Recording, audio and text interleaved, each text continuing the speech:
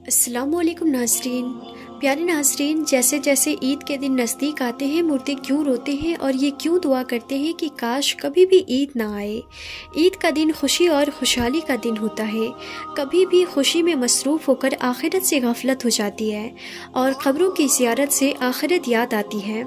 इसीलिए अगर कोई शख्स ईद के दिन क़ब्र की ज़ियारत करे तो मुनासिब है, कोई हर्ज नहीं, लेकिन इसको लाजिम और ज़रूरी समझना दुरुस्त नहीं। नीस अगर कोई शख्स इस दिन क़ब्रों की ज़ियारत ना करे तो इसको ताने देना या हकीर समझना दुरुस्त नहीं है। नाज़रीन, ईद का दिन बहुत ही खुशी और खुशहाली का दिन है जो साल में 2 मरतबा हासिल होता है। पहली खुशी इसकी ये है कि रमज़ान शरीफ का मुबारक महीना आया। इसमें खुदा ताला की रहमतों और नेमतों की बारिश हुई। तुमने जी लगाकर महीने भर सुबह से शाम तक अपने आप को भूखे प्यासे रखा और रात को याद इलाही में गुजारा। इसकी खुशी में रमज़ान मुबारक के ख़त्म होते ही शव्वाल का पहला दिन तुम्हारे लिए सुकून और खुशी का दिन मुकर्रर कर दिया गया है और इस दिन को ईद उल फित्र कहते हैं। रिवायत में आता है कि जब ईद उल फित्र का दिन आता है फरिश्ते रास्तों पर खड़े हो जाते हैं और आवाज़ लगाते हैं, ऐ मुसलमानों की जमातों, अपने रब करीम की तरफ चलो, वो तुम्हें एक अच्छे काम की तौफीक देता है, फिर इस पर सवाब व अज़ीम अता फरमाता है। तुम्हें रमज़ान मुबारक की रातों में नमाज पढ़ने का हुक्म दिया और तुमने नमाज पढ़ी। तुम्हें दिन में रोज़ी रखने का हुक्म दिया, तुमने रोज़ा रखा। तुमने अपने रब के हुक्म की इताअत की, अब इसका इनाम हासिल करो। जब नमाज ईद ख़त्म हो जाती है तो फरिश्ते आवाज़ लगाते हैं, खुश हो जाओ कि तुम्हारे परवरदिगार आलम ने तुम्हारी मग़फ़िरत फरमा दी, अब तुम खुशी खुशी अपने घरों को लौट जाओ। इसीलिए इस दिन को इनाम व इकराम का दिन कहा जाता है। और जब नबी करीम सल्लल्लाहु ताला अलैहि वसल्लम मक्का मुकर्रमा से हिजरत करके मदीना मुनव्वरा पहुँचे तो वो अहले मदीना साल में 2 मेले करते थे। जब हुजूर अक़दस सल्लल्लाहु ताला अलैहि वसल्लम ने दरियाफ्त फरमाया कि ये क्या है तो उन्होंने अर्ज़ किया, रसूलुल्लाह सल्लल्लाहु ताला अलैहि वसल्लम, ज़माना जाहिलियत में हम इन दिनों में खुशी मनाते थे। हुजूर अक़दस सल्लल्लाहु ताला अलैहि वसल्लम ने इरशाद फरमाया, खुदा ताला ने इनके बजाय इनसे बेहतर दिन खुशी मनाने के लिए तुम्हें अता फरमाए हैं। एक दिन ईद उल फित्र और दूसरा ईद उल अज़हा है। ईद के दिन 2 रकात नमाज वाजिब है। जिन लोगों पर जुमा की नमाज फ़र्ज है इन्हीं पर ईद की नमाज भी वाजिब है और जो शर्ते जुमा की नमाज की हैं वही ईद की नमाज की हैं। मगर ईदैन में नमाज का खुतबा नमाज के बाद पढ़ा जाता है और खुतबा का पढ़ना और सुनना सुन्नत मौक़िदा है और ईद की नमाज के लिए अज़ान और तकबीर नहीं, बल्कि आफताब बुलंद होने के बाद सब मुसलमान एक जगह जमा हों। जब सब जमा हो जाए तो इमाम इनको 2 रकात नमाज पढ़ाए और हर रकात में 3 ज़ायद तकबीरें कही जाएं। इन ज़ायद तकबीरों का कहना इमाम और मुक्तदी दोनों पर वाजिब है। इसके बाद इमाम मिंबर पर खड़े होकर खुतबा पढ़े। अब बात यह है कि ईद तो तमाम जीते जागते इंसानों के लिए तो खुशी का दिन है, लेकिन मुर्दे ये क्यों कहते हैं कि काश कभी भी ईद ना आए। हम लोग तो ईद की खुशी मना रहे होते हैं, लेकिन मुर्दे ईद आने का गम क्यों मनाते हैं। कुछ मुर्दे ऐसे हैं जो ईद के आने पर बहुत दुख में आ जाते हैं और बहुत मुसीबत इनके ऊपर आने वाली होती है और इस वजह से वो लोग बहुत परेशान होते हैं। जब हम लोग इधर उधर शॉपिंग कर रहे होते हैं, घूम रहे होते हैं, हम लोगों को ईद आने की खुशी होती है कि ईद जल्दी आ जाए, लेकिन मुर्दों को ईद आने का दुख होता है। आप सल्लल्लाहु ताला अलैहि वसल्लम ने इरशाद फरमाया कि अगर कोई इंसान रमज़ान के महीने में इंतकाल करता है तो इसके ऊपर अज़ाब नहीं आता और क़ब्र में इससे सवाल जवाब नहीं किए जाते, चाहे वो कितना भी गुनहगार बंदा क्यों ना हो।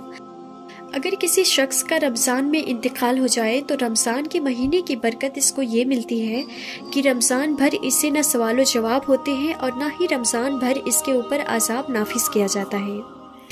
और जैसा कि हदीस पाक का मफ़हूम है कि क़ब्र के अंदर मुर्दे के लिए जहन्नम की खिड़की खोल दी जाती है और वो मुर्दा क़ब्र के अंदर जहन्नम की तपिश को महसूस करता है। तो जो गुनहगार मुर्दे होते हैं वो इस तरह से जहन्नम के अज़ाब को और गर्मी को क़ब्र के अंदर महसूस करते हैं। लेकिन जब रमज़ान का महीना आता है तो आप सल्लल्लाहु ताला अलैहि वसल्लम ने इरशाद फरमाया कि जब रमज़ान का चाँद देखा जाता है तो जन्नत के दरवाज़ों को खोल दिया जाता है, जहन्नम के दरवाज़ों को बंद कर दिया जाता है, क़ब्र से अज़ाबात को उठा लिया जाता है और अल्लाह तबारक व तआला की रहमतों का नुज़ूल होता है। ये सारी चीज़ें होती हैं। تو جو مردہ ہوتا ہے اس کو بڑی راحت ملتی ہے۔ رمضان کے آنے سے مردہ بڑا خوش ہوتا ہے کہ ہمارے اوپر سے عذاب اٹھا لیا گیا ہے۔ جو قبر کے اندر ہمارے لیے جہنم کے دروازے کھلے ہوئے تھے وہ دروازے بند کر دیے گئے ہیں، تو وہ مردہ بڑی راحت محسوس کرتا ہے۔ اب سوال یہ پیدا ہوتا ہے کہ جن لوگوں کے اوپر سے اللہ تبارک و تعالیٰ نے رمضان میں عذاب ہٹا لیا تو عید کے بعد ان کے اوپر عذاب نافذ ہوتا ہے یا نہیں؟ تو ناظرین، کچھ مردے تو ایسے ہوتے ہیں جن کے اوپر عذاب نافذ نہیں ہوتا، لیکن بہت سارے مردے ایسے ہوتے ہیں جن کے اوپر عید کے دن ہی جیسے ہی رمضان کا مہینہ ختم ہوتا ہے فوراً ہی اسی طرح سے عذاب شروع ہو جاتا ہے، جیسے پورے سال وہ لوگ قبر میں سزا اور عذاب بھگت رہے ہوتے ہیں اور وہ مردے پھر عذاب میں ملوث ہو جاتے ہیں۔ کچھ علماء کا فرمان ہے کہ جب کوئی انسان رمضان کے مہینے میں انتقال کرتا ہے تو اسے قبر میں سوال و جواب نہیں ہوتے، اور جب ایک مرتبہ اللہ تبارک و تعالیٰ کسی کے اوپر سے عذاب کو ہٹا لے تو پھر دوبارہ ان پر عذاب نافذ نہیں کرتا، بشرطے یہ کہ اس کے لیے کوئی ایصال ثواب کر رہا ہو یا مغفرت کی دعا کر رہا ہو، اور مردے کو اس کے اعمال کے مطابق سزا دی جاتی ہے۔ جو لوگ مسلمان ہوتے ہیں اور گنہگار ہوتے ہیں تو اللہ تبارک و تعالیٰ ان کو ان کے گناہوں کی وجہ سے سزا دیتا ہے، اور جب اللہ تبارک و تعالیٰ چاہتا ہے تو ان کو معاف کر دیتا ہے اور رمضان میں ان سے عذاب ہٹا لیتا ہے، اور پھر اللہ تبارک و تعالیٰ اگر چاہے تو ان کو معاف کر دے اور اگر چاہے تو پھر ان کو عذاب دیتا ہے۔ اور جو لوگ مسلمان نہیں ہوتے بلکہ کافر اور مشرک ہوتے ہیں تو اللہ تبارک و تعالیٰ کا ان پر رمضان کے بعد پھر جیسے ہی عید کا چاند نظر آتا ہے ان پر عذاب مسلط کر دیتا ہے، اور وہ پھر پورا سال ہی عذاب میں مبتلا رہتے ہیں۔ ناظرین، جب رمضان کا مہینہ ختم ہوتا ہے تو رمضان کی برکتیں بھی ختم ہو جاتی ہیں، شیطان کو قید سے رہا کر دیا جاتا ہے، مردوں پر سے رحم کا معاملہ ختم ہو جاتا ہے، جہنم کے دروازے جو رمضان میں بند تھے رمضان کے جانے کے بعد کھول دیے جاتے ہیں، جنت کے دروازوں کو اللہ تبارک و تعالیٰ بند فرما دیتا ہے۔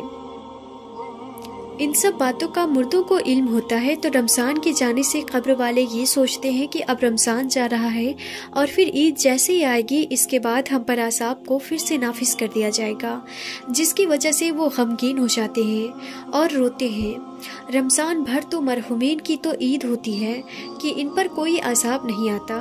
ہم لوگ رمضان کے آخری عشرے میں جب اپنی مغفرت کی دعائیں اللہ رب العالمین سے کرتے ہیں تو پھر ہمیں اپنے مرحومین کے لیے بھی زیادہ سے زیادہ ایصال ثواب کرنا چاہیے، اور صرف اپنے ہی مرحومین کے لیے نہیں بلکہ تمام مومنین مومنات، مسلمین مسلمات کو یاد رکھنا چاہیے اور ان کے لیے بھی مغفرت کی دعا کرنی چاہیے اور ان کو بھی ایصال ثواب کرنا چاہیے۔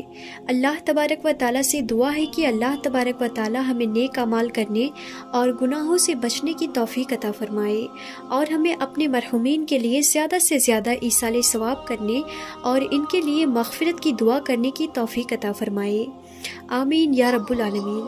تو ناظرین، ہم یہ امید کرتے ہیں کہ آج کی ہماری یہ ویڈیو آپ کو ضرور پسند آئی ہوگی۔ اگر ویڈیو پسند آئی ہے تو دل سے ایک لائک ضرور کر دیجیے گا اور اپنے دوستوں اور رشتہ داروں میں اس ویڈیو کو زیادہ سے زیادہ شیئر کیجیے گا۔ تو ہم پھر ملتے ہیں اگلی نئی ویڈیو میں، تب تک کے لیے خدا حافظ۔